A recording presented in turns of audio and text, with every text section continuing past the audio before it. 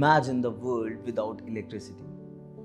The entire world would be a lot of chaos, isn't it?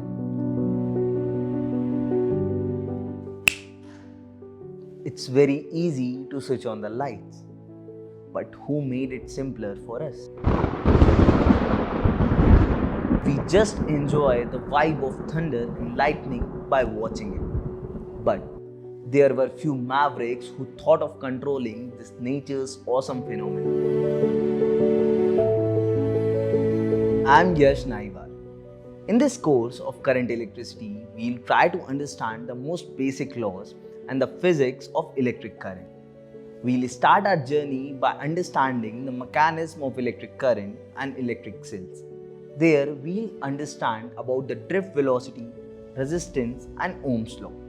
Further, we'll dig deep into the mixed circuits having multiple elements. There, we'll see the problems related to the combination of resistances and cells. In the end part of our course, we'll try to understand some electrical devices and some advanced tools that are used to solve complicated circuits.